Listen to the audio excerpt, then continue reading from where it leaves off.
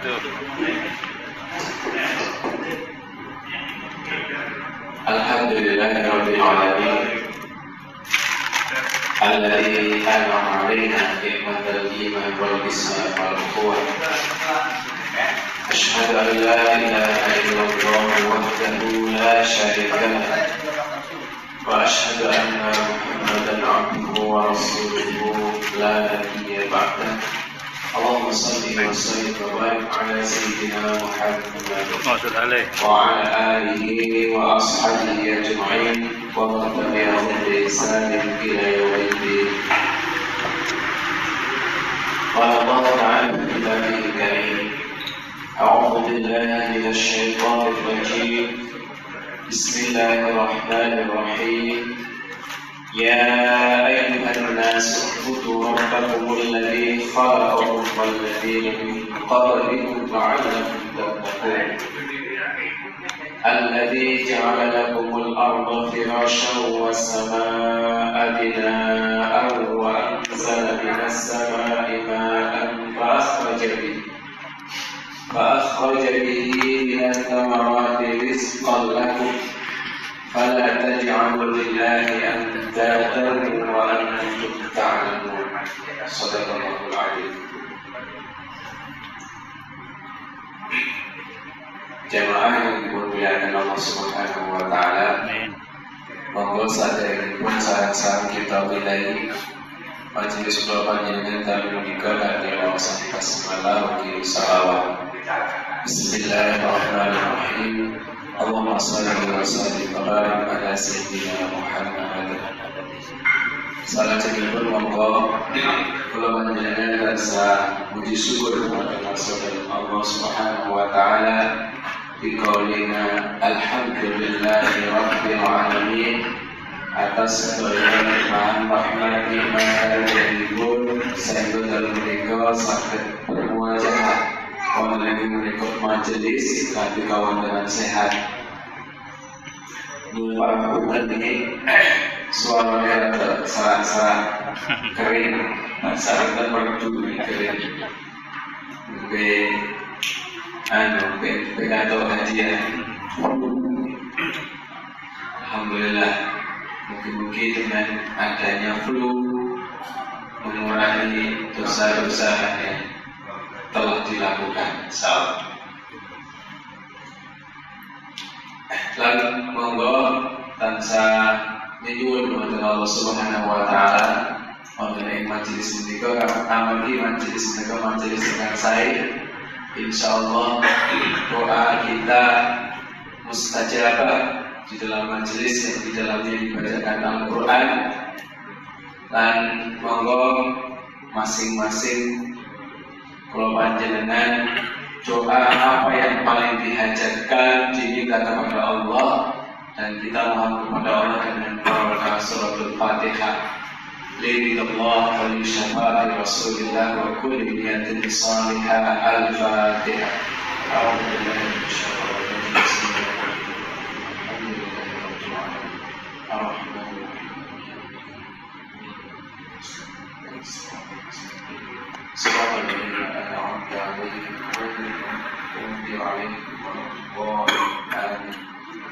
Mungkin doa panjenengan tansah dipun ijabah dening Allah Subhanahu wa taala.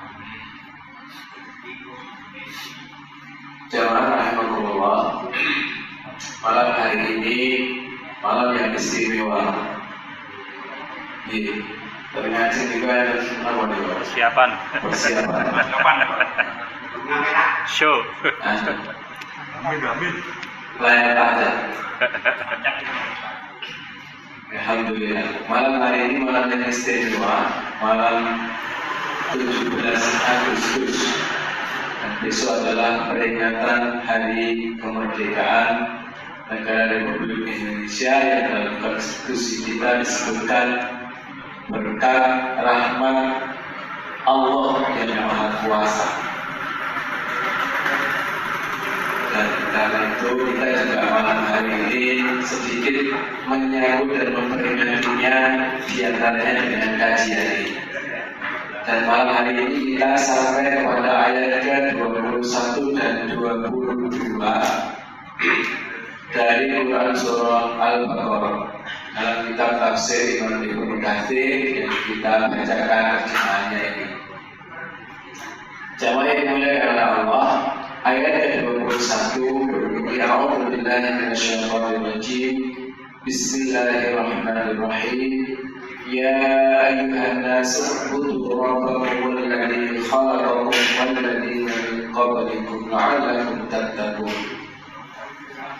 Kemudian di ayat yang ke-22-nya dilanjutkan alladzi ja'ala lakumul arda firasyan was samaa'a binaa'a wa anzala minas samaa'i maa'an fa akhraja bihi minas samarati rizqan lakum wa la taj'alu lillahi andadan wa antum ta'lamun.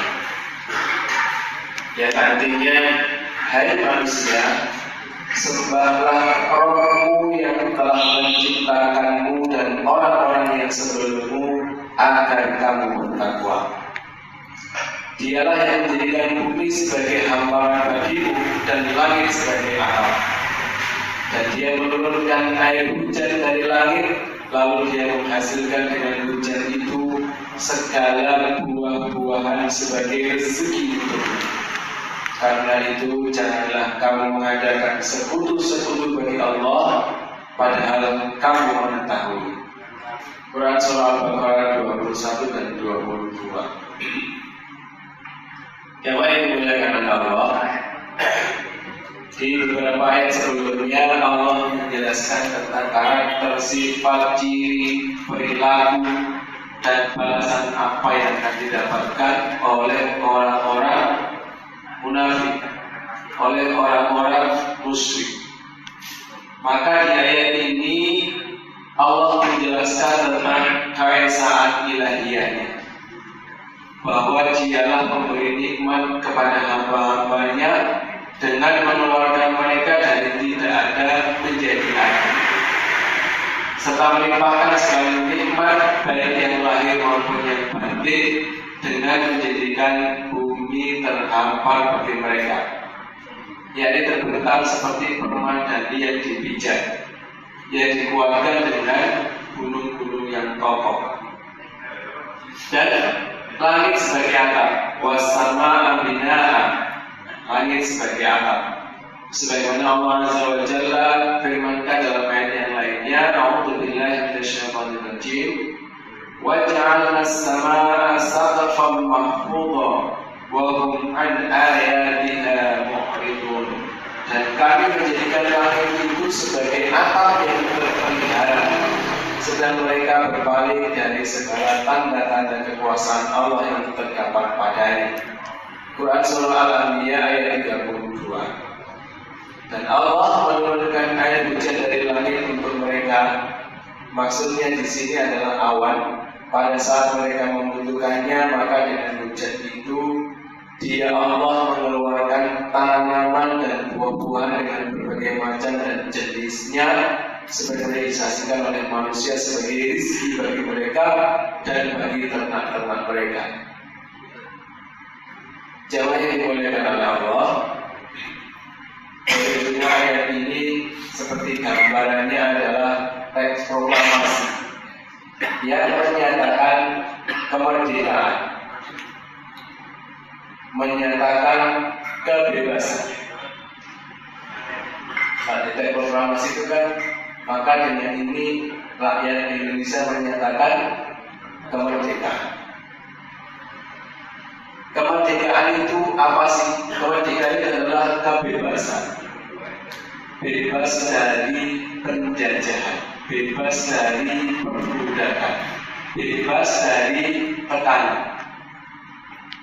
Maka di sini Allah perintahkan kepada orang-orang munafik, kepada orang-orang musyrik yang sudah dijelentrehkan oleh Allah. Bahasa Jawa itu tidak ada ini. Ada yang tidak tahu bahasa Jawa. Bertindak itu karakteristiknya bentuknya benar-benar dikupas oleh Allah di ayat yang ke 39 sampai dengan 20 orang-orang munafik dengan karakternya. Maka di ayat ke-21 ini Allah perintahkan untuk apa? Untuk memerdekakan dirinya. Dengan apa? Dengan hanya menyembah Allah semata. Perintahnya jelas. Ya ayyuhan nasu ubudu rabbakum. Wahai manusia, sembahlah Rabbmu. Nah, disinilah kemudian kita mengenal kata Rabb. Rabbun. Rabbun itu napa nggih dalam bahasa Jawa niku gampangane nggih Tuhanmu yang Rabb itu adalah yang menciptakan alam semesta ini. Ya, termasuk dalam kata Rabb itu adalah mencipta, memelihara, menjaga, memberi rizki. Itu adalah cakupan makna dari kata Rabbun. Maka kalau kita belajar tentang tauhid secara umum, para ulama mendefinisikan tauhid itu dalam tiga macam. Ya, yang pertama adalah tauhid rububiyah atau rububiyatullah. Allah sebagai Rabbun. Dan ini hampir semua manusia mengakuinya, termasuk orang-orang musyrik.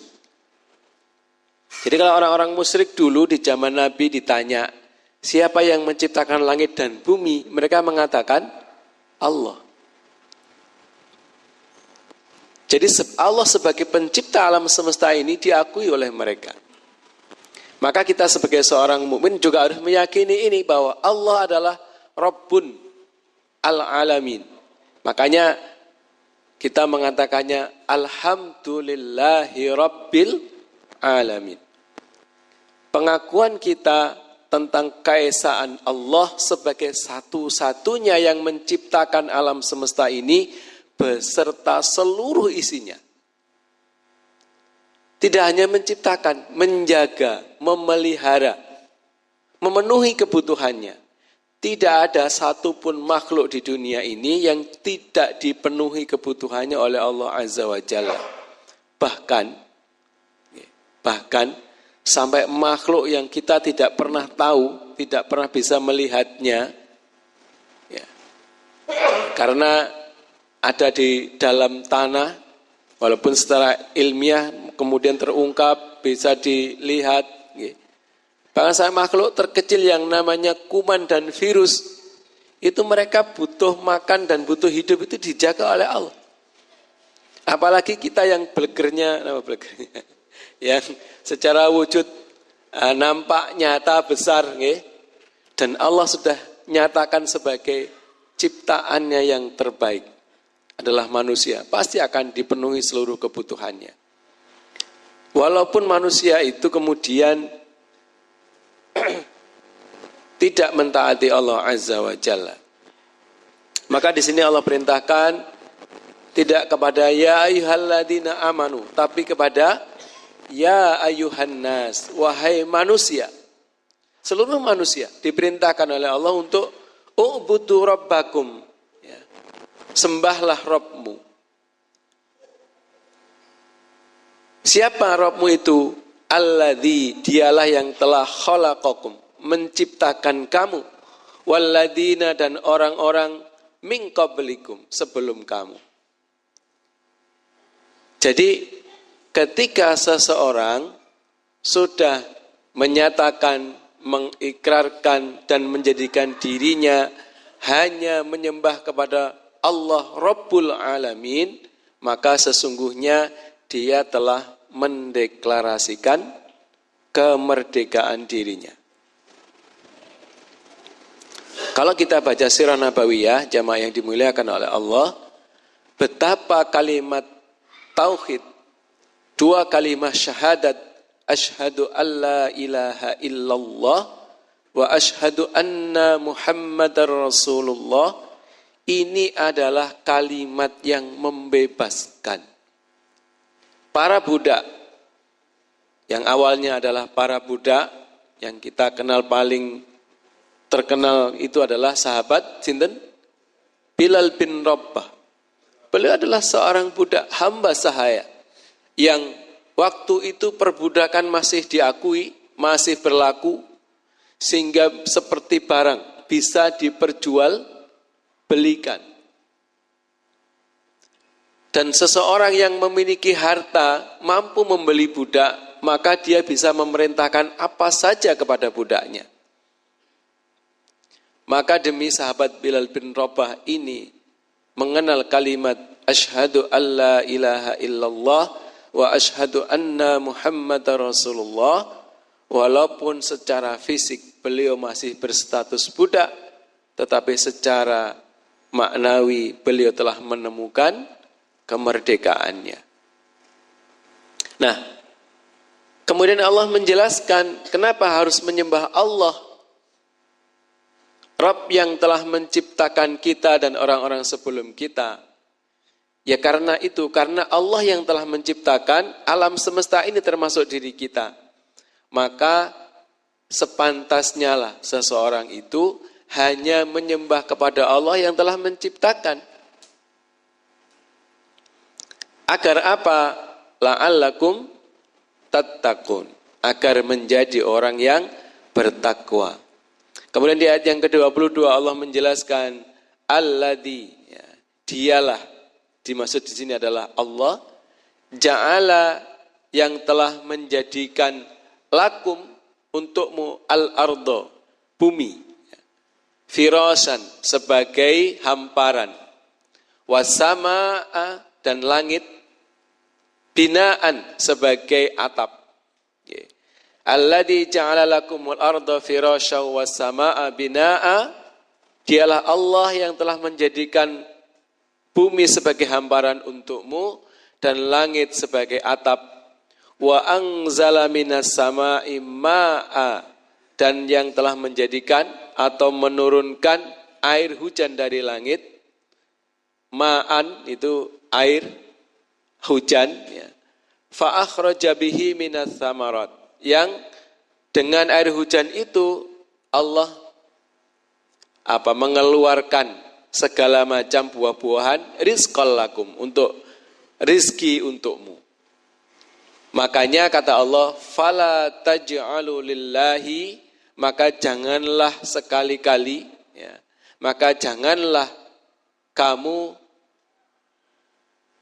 taj'alu lillahi, menjadikan untuk Allah itu angdadan, ya, sekutu-sekutu. Fala taj'alu lillahi angdada, maka atau karena itu janganlah kamu mengadakan sekutu-sekutu bagi Allah, wa antum ta'lamun, padahal kamu mengetahui. Maksudnya padahal kamu mengetahui itu bahwa kita tahu tidak ada satupun sesuatu itu layak untuk menjadi sekutu bagi Allah Azza wa Jalla. Nah, disinilah perintah untuk bertauhid, dan para ulama menjelaskan membagi tauhid menjadi 3, tauhid rububiyatullah, kemudian tauhid uluhiyah atau uluhiyatullah, Allah sebagai satu-satunya zat yang berhak untuk disembah, ya. Dan juga tauhid asma wa sifat, bahwa Allah memiliki asmaul husna dan sifat wajib sebagaimana yang telah Allah tetapkan. Asmaul husna dan pinten Pak? 99. Sifat wajib Allah pinten?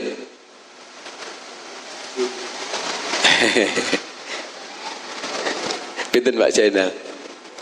20. 20 sifat wajib yang biasa digunakan untuk puji-pujian. Allah, wujud, qidam, baqa, dan seterusnya. Kemudian ada beberapa ayat yang hampir sama dengan ayat ini. Misalnya dalam Quran surah Ghafir ayat 64. A'udzubillahi minasyaitonirrajim. Bismillahirrahmanirrahim. Allahul ladzi ja'ala lakumul arda qararan was samaa'a binaa'an wa sawwarakum fa ahsana suwarakum wa razaqakum minat thayyibat dzalikumullahu rabbukum fatabarakallahu rabbul alamin. Allah lah yang menjadikan bumi bagi kamu tempat menetap dan langit sebagai atap, dan membentuk kamu lalu membaguskan rupamu, serta memberi kamu rezeki dengan sebagian yang baik-baik. Yang demikian itu adalah Allah Rabbmu, maka Maha Agung Allah, Rabb semesta alam. Quran Surah Ghafir ayat 64.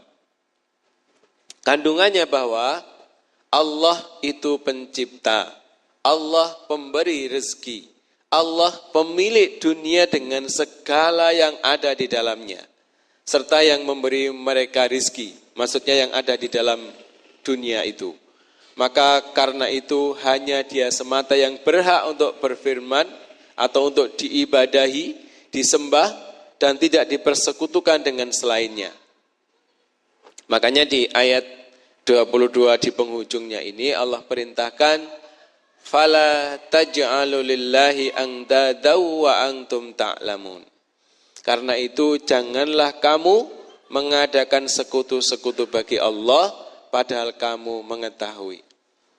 Jadi jamaah yang dimuliakan oleh Allah, ketika seseorang sudah mampu menjadikan Allah saja sebagai sembahannya karena memahami dan mengerti bahwa Allah lah satu-satunya Rabbul Alamin yang mencukupkan kehidupan di dunia ini, maka dia telah mendapatkan kemerdekaannya yang hakiki.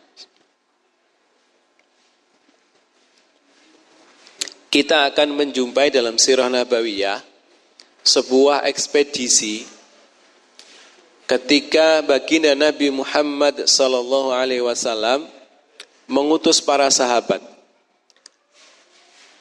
di antaranya dipimpin oleh pamannya Abbas bin Abdul Muttalib, mendatangi Raja Habasyah atau Raja Najasyi, yang salah satu pernyataan beliau yang luar biasa adalah kami adalah kaum yang telah dipimpin oleh seorang utusan Allah, ya, yang membebaskan kami dari penyembahan kepada sesama manusia, kepada penyembahan hanya kepada Allah semata. Nah, disinilah kemudian bentuk pernyataan kemerdekaan itu. Dan yang sangat penting dalam ayat ini, jamaah yang dimuliakan oleh Allah, intinya adalah bahwa kita harus hanya menyembah kepada Allah semata tanpa menyekutukannya dengan sesuatu pun. Kemudian dalam kitab Tafsir Imam Ibnu Katsir dijelaskan dalam mengutip dari As-Sahihain, ya, dua kitab Sahih, ya, Bukhari Muslim, dari Ibnu Mas'ud radhiyallahu an, ia berkata, aku berkata, wahai Rasulullah, dosa apa yang paling besar di sisi Allah? Jadi Ibnu Mas'ud radhiyallahu an, sahabat baginda Nabi ini bertanya kepada baginda Nabi, ya Rasulullah, dosa apa yang paling besar di sisi Allah? Beliau, baginda Nabi SAW menjawab, kamu mengangkat sekutu baginya, padahal Dia yang telah menciptakanmu.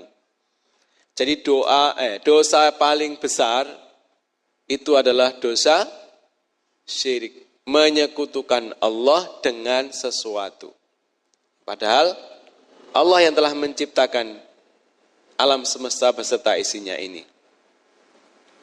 Demikian pula dalam hadis dari sahabat Mu'adz radhiyallahu an, apakah kamu tahu apa hak Allah atas hamba-hambanya? Hendaknya mereka menyembahnya dan tidak mempersekutukannya dengan suatu apapun. Dalam hadis yang lain, Janganlah salah seorang di antara kalian berkata atas kehendak Allah dan kehendak fulan. Akan tetapi hendaklah ia mengatakan atas kehendak Allah kemudian kehendak fulan. Bahkan di riwayat yang lain, jamaah yang dimuliakan oleh Allah, bagian atau hal kecil yang kadang tidak kita sadari, ya karena bentuknya ucapan, ya, bentuknya ucapan. Jadi kita tidak boleh mengatakan atas kehendak Allah dan kehendakmu, atas kehendak Allah dan kehendakku, ya. Atau mergo. Nah, bahasa mergo ini kita harus berhati-hati. Ketika terjadi sesuatu, kita hanya boleh mengatakan atas kehendak Allah semata. Banyak hadis ya, yang meriwayatkan tentang hal ini. Kalau syirik menyekutukan Allah dalam bentuk keyakinan, maka itu disebut dengan apa Pak? Syirik i'tiqadi, ya, syirik keyakinan. Meyakini bahwa ada kekuatan-kekuatan yang lain yang mengatur kehidupan kita, mengatur alam semesta, sehingga perlu untuk kita agungkan dan kita ibadahi selain Allah. Itu syirik yang sangat fatal. Atau syirik dalam bentuk peribadatan, ya, menyandingkan sesuatu dengan Allah Azza wa Jalla. Itu juga tidak boleh. Ya. Ini yang sangat nyata. Apalagi seperti orang-orang musyrik menyembah selain Allah Azza wa Jalla. Itu lebih sesat lagi. Kalau itu jelas bagi kita. Orang lah nyembah watu, orang lah nyembah wit gede. Nggih. Kita dulu waktu kecil sering ditenteni karo wit gede. Nek lewat kono kudu pamit. Pamit mbae sapa meneh. Ya dulu kita mau anut amit Mbah. Nggih.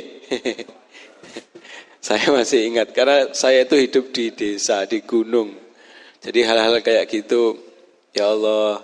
Jadi pengalaman tapi malah ngerti boros gede. Oh iya, kayak gitu itu syirik yang kadang tanpa kita sadari padahal nyata bentuknya. Karena kita meyakini di situ ada pengelolanya, enek sing manajeri, sehingga perlu diberi penghormatan. Nek gak iso ciloko lah, ini yang tidak boleh. Nek gak iso ciloko lah, itu yang tidak boleh kita lakukan. Jamaah yang dimuliakan oleh Allah, ini ada hal yang kecil yang kadang tanpa kita sadari. Kadang dalam bahasa yang lain, mau pomo gak nek kuwi gak selamat. Ya, ini sering tanpa kita sadari. Nah ini harus berhati-hati. Karena nanti ada banyak hadis yang menyebutkan. Misalnya ini, hadis yang dari Hamad bin Salamah. Meriwayatkan dari Ummul Mukminin Aisyah radhiyallahu anha. Ia berkata, aku pernah bermimpi seakan-akan aku datang menemui beberapa orang Yahudi. Lalu aku katakan, siapa kalian? Mereka menjawab, kami orang-orang Yahudi. Ia berkata, sungguh kalian adalah suatu kaum. Kalau saja kalian tidak mengatakan bahwa Uzair itu anak Allah. Karena orang-orang Yahudi ini mengatakan bahwa Uzair itu adalah anak Allah. Kemudian mereka menjawab, dan kalian adalah suatu kaum kalau saja kalian tidak mengatakan atas kehendak Allah dan kehendak Muhammad. Ia, Tufail, mengatakan atas kehendak Allah dan kehendak Muhammad. Ya. Tufail mengatakan, kemudian aku melewati sekelompok orang-orang Nasrani. Lalu aku katakan, kalian siapa? Mereka menjawab, kami orang-orang Nasrani. Aku katakan, sungguh kalian adalah suatu kaum, kalau saja kalian tidak mengatakan bahwa Isa Al-Masih itu putra Allah. Mereka menjawab, kalian juga suatu kaum, kalau saja kalian tidak mengatakan atas kehendak Allah dan kehendak Muhammad. Ini dalam mimpi. Pada pagi harinya aku beritahukan hal itu kepada seseorang. Lalu aku datang menemui Nabi SAW seraya memberitahukan hal itu kepada beliau. Maka beliau bersabda, apakah hal itu sudah kamu beritahukan kepada seseorang? Aku menjawab, sudah. Maka beliau berdiri, memuji dan memanjatkan syukur kepada Allah lalu berkata, amma ba'du.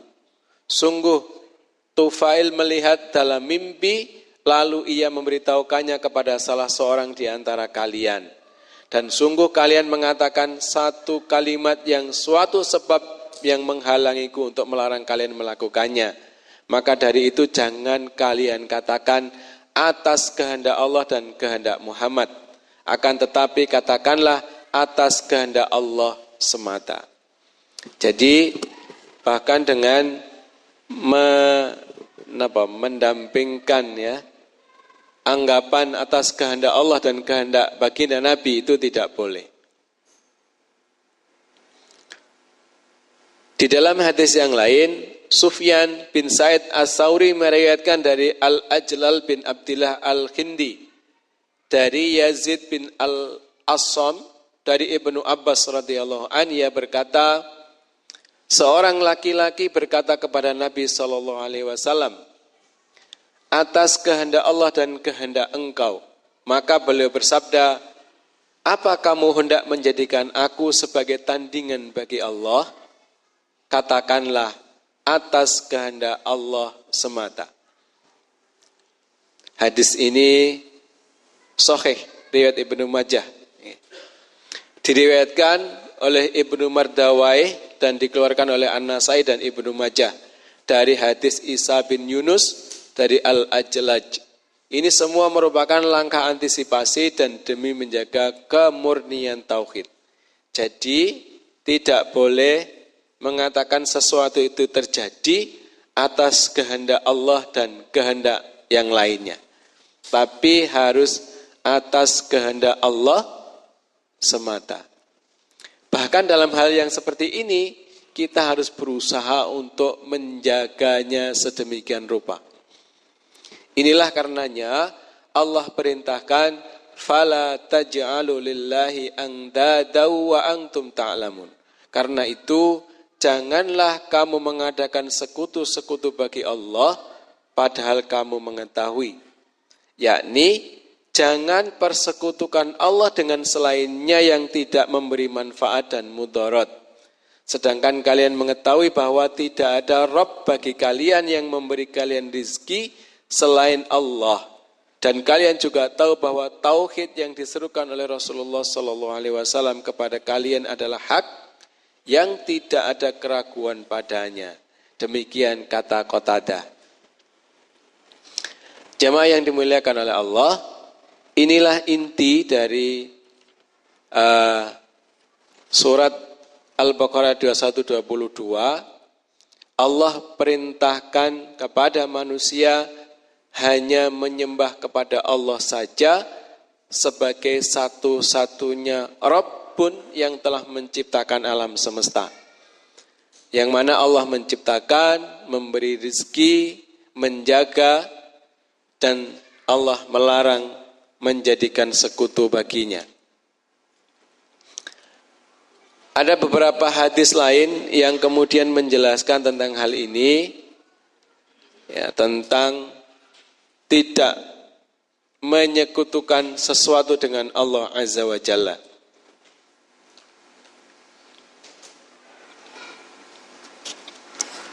Hadis-hadisnya hampir sama. Di antaranya Rasulullah SAW bersabda, aku perintahkan kepada kalian 5 hal yang telah Allah perintahkan kepadaku, yaitu pertama berjamaah, yang kedua mendengar, taat, hijrah, dan jihad di jalan Allah. Jadi perintahnya berjamaah, mendengar, taat, hijrah, dan jihad di jalan Allah. Sebab sesungguhnya orang yang keluar dari jamaah meski hanya sejengkal,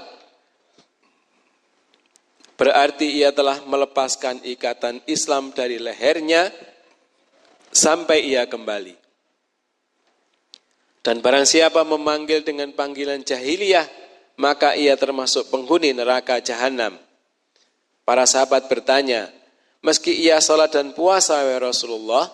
Beliau menjawab, iya, meski ia salat, puasa dan mengaku sebagai seorang muslim. Untuk itu panggillah kaum muslimin dengan nama-nama mereka sesuai nama yang telah diberikan Allah kepada mereka. Orang Islam, orang beriman, hamba-hamba Allah. Jadi itu pesan baginda Nabi, ya, tidak 5 hal yang harus kita jaga. Kemudian, sungguh Allah telah menciptakan dan memberi kalian rezeki. Untuk itu, sembahlah Dia dan jangan kalian persekutukan Dia dengan suatu apapun. Jamaah yang dimuliakan oleh Allah, kemudian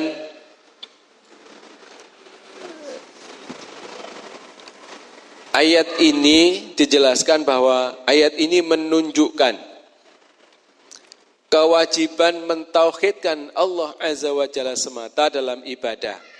Tidak ada sekutu baginya. Ayat ini dijadikan sebagai dalil oleh banyak ahli tafsir seperti Ar-Razi dan lainnya atas adanya pencipta.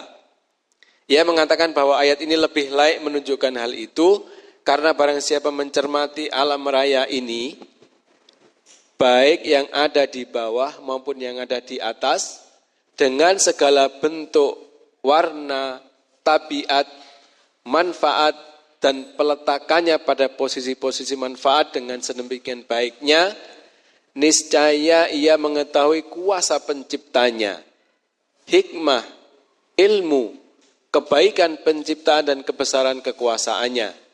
Sebagaimana dikatakan oleh seorang Arab Badui ketika ditanya, panjenengan pirsa nggih Arab Badui niku? Ngertos Pak, sinten tiyang Arab nggih. Arab Badui itu maksudnya orang Arab pedalaman, orang Arab yang jauh dari kota. Nek niki nggih tiyang dusun. Yang secara pemahaman, secara pendidikan sangat-sangat tertinggal. Makanya kadang orang-orang Arab Badui ini letterlek. Tapi kalau kita baca beberapa hadis, orang Arab Badui ini banyak kemudian menelurkan ilmu-ilmu baru. Karena ketika Nabi bersabda itu pertanyaannya langsung, gak ada napa subosito kan bahasa Jawa kan ngeten nggih. Jadi langsung ketika Nabi menjelaskan tentang hari kiamat, pertanyaan langsung, ya Rasulullah, mata sa'ah?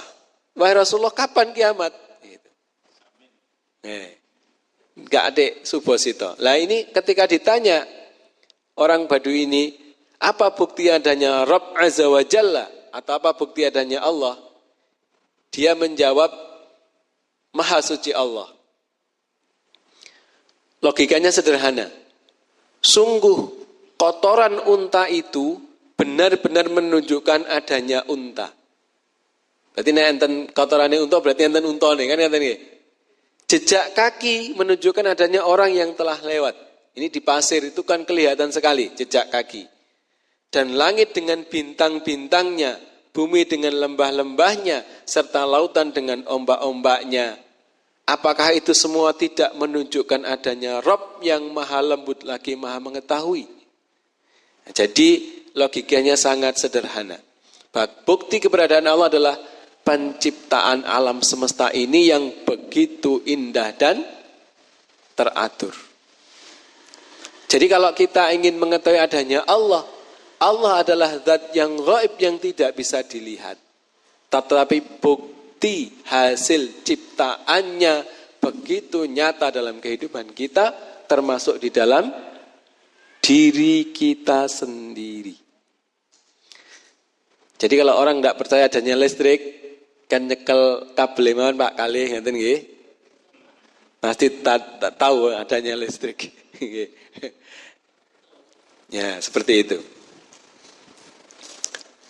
Kemudian ada kisah dari Abu Hanifah bahwa ada orang zindik. Orang zindik niku napa Pak zindik niku Pak? Zindik itu bedik ya, bedik. Nggih, memang dia tidak mau mengakui gitu ya. Sehingga dia sukanya itu menjatuhkan orang lain dengan pertanyaan-pertanyaan yang sesungguhnya dia tidak mau kebenarannya gitu. Dia bertanya, orang zindik ini, kepada Imam Abu Hanifah. Dia bertanya tentang bukti adanya Allah Azza wa Jalla. Maka Imam Abu Hanifah menjawab, nek bosone ada ngeten, sik tak mikir sedilu, gitu. Biarkan saya memikirkan sejenak. Suatu perkara yang sudah pernah diberitahukan kepada saya.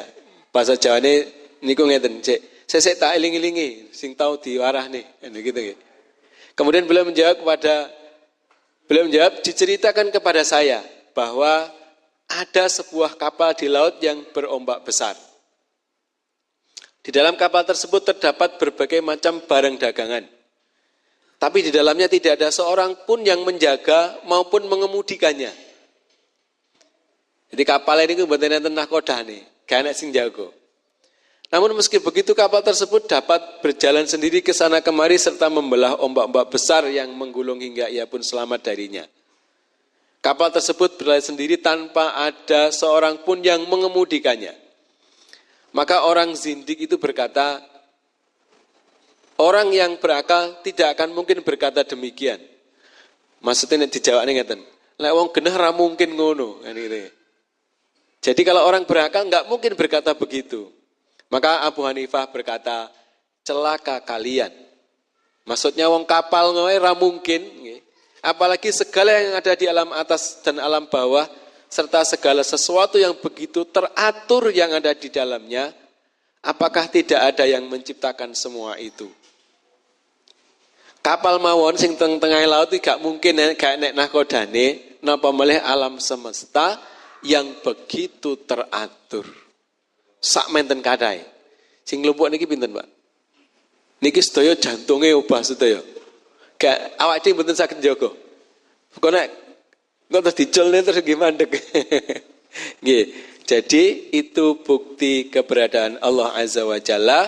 Karenanya janganlah kita mengadakan sekutu baginya dalam kehidupan ini.